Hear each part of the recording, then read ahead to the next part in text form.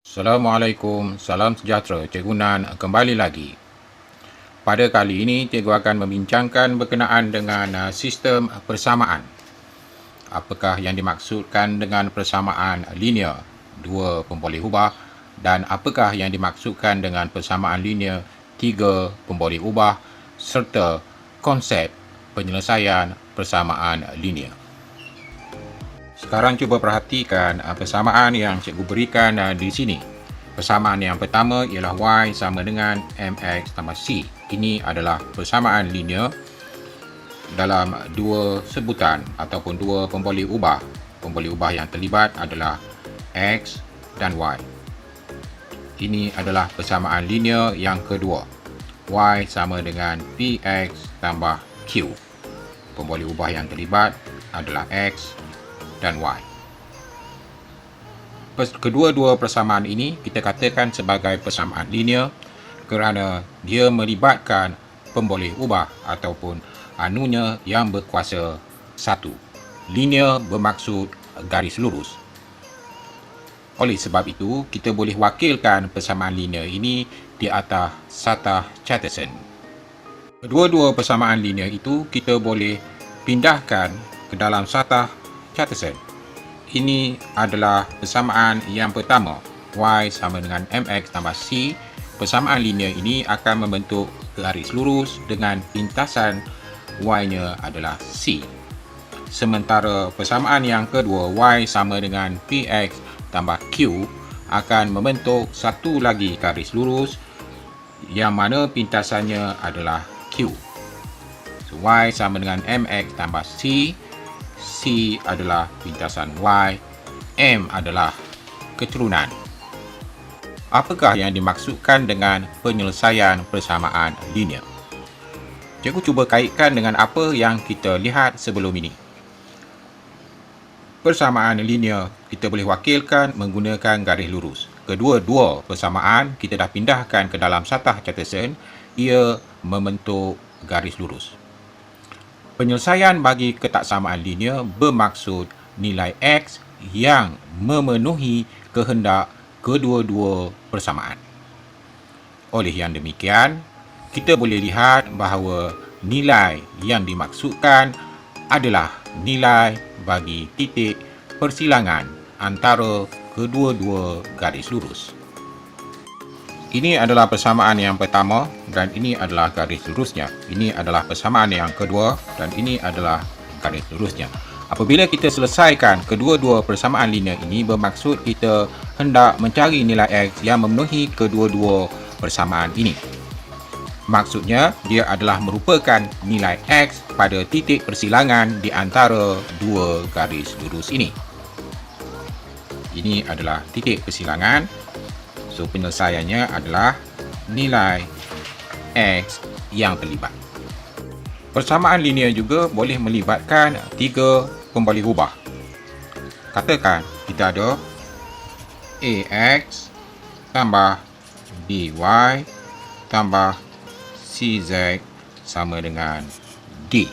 Perhatikan di sini, pemboleh ubah yang terlibat adalah X, Y dan Z. Sementara A, B, C dan D adalah pemalar. Ini adalah merupakan persamaan linear dalam tiga pemboleh ubah. Bagaimana kita hendak menggambarkan persamaan linear tiga pemboleh ubah ini dalam bentuk geometri? Kalau sebelum ini kita lihat persamaan linear dua pemboleh ubah, kita boleh wakilkan menggunakan garis pada satah Charterson. Dua paksi yang terlibat iaitu X dan juga Y. Bagi persamaan linear tiga pemboleh ubah, dia mempunyai satu lagi pemboleh ubah iaitu Z, maka kita perlukan satu lagi paksi iaitu paksi Z. Dengan sebab itu, kita akan dapat satah bukan satah Charterson lagi, tapi dia dalam bentuk tiga dimensi. Perhatikan, kita ada paksi X, paksi Y dan paksi Z. Dan persamaan linear tiga pemboleh ubah itu diwakili oleh satah ini. Oleh yang demikian, ia bukan melibatkan garis tapi melibatkan satah. Itu adalah cara bagaimana kita nak menggambarkan persamaan linear tiga pemboleh ubah dalam bentuk geometri. Anak-anak sudah biasa menyelesaikan persamaan linear dua pemboleh ubah. Ini anak-anak telah pelajari di peringkat yang lebih rendah. Untuk menyelesaikan persamaan linear dua pemboleh ubah, kita memerlukan sekurang-kurangnya dua persamaan. Sementara untuk kita selesaikan persamaan linear tiga pemboleh ubah, kita memerlukan tiga persamaan. Dalam penyelesaian persamaan linear dua pemboleh ubah, hasil yang kita perolehi adalah titik persilangan. Apabila penyelesaian sistem persamaan linear dalam tiga pemboleh ubah yang kita perolehi bukannya satu nilai, tapi yang kita perolehi adalah satah-satah, dan satah-satah ini mungkin bersilang pada satu titik. Dengan itu, kita akan mendapat satu nilai sahaja. Satah-satah itu juga mungkin bersilang pada satu garis lurus.